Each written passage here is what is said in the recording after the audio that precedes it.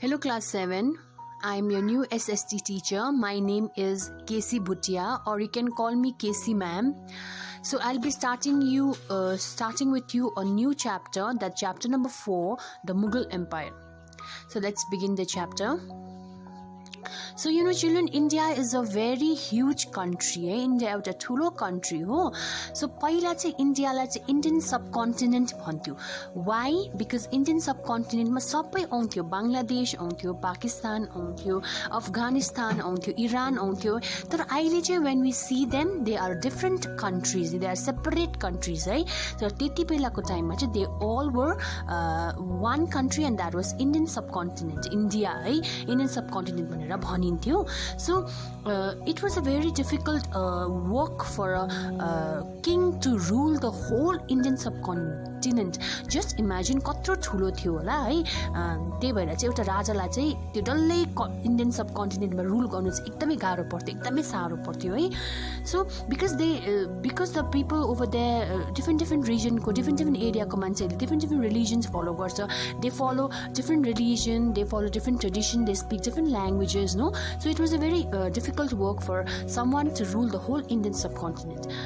So before the Mughals came to India, you know, many other rulers were also ruling in the Indian subcontinent, like Tomars ayo, Chauhans ayo, Tughlaqs ayo, Lodhis ayo, but they ruled for a very very short period of time. कम्ती समयको लागि मात्रै उहाँहरूले rule गर्यो.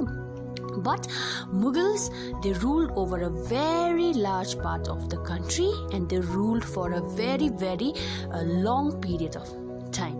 जस्तै अब during 17th सेन्चुरीमा त उनीहरूले डल्लै क्याप्चर गरिसकेको थियो. जस्तै बङ्गलादेश, अफगानिस्तान, पाकिस्तान सबै उनीहरूले डल्लै इन्डियामा क्याप्चर गरिसक्नु भएको थियो. डल्लै इन्डिया नै रुल गर्नुहुन्थ्यो है.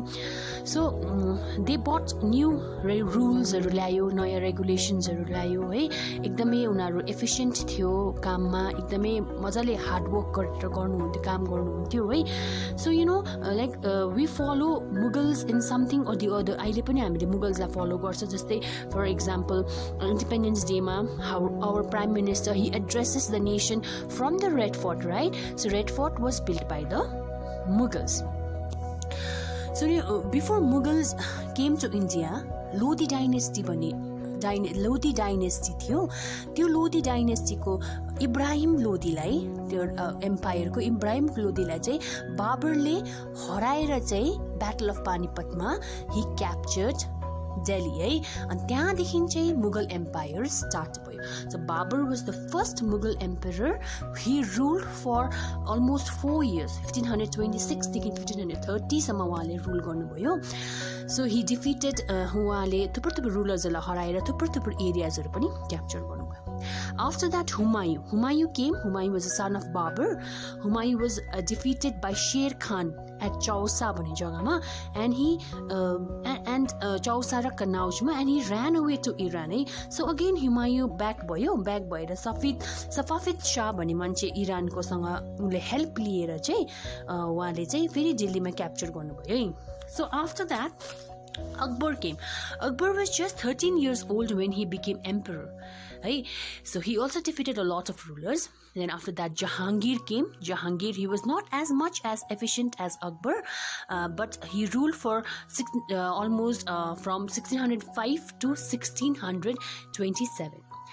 The fifth ruler was Shah Jahan. Shah Jahan, he ruled from 1627 to 1658.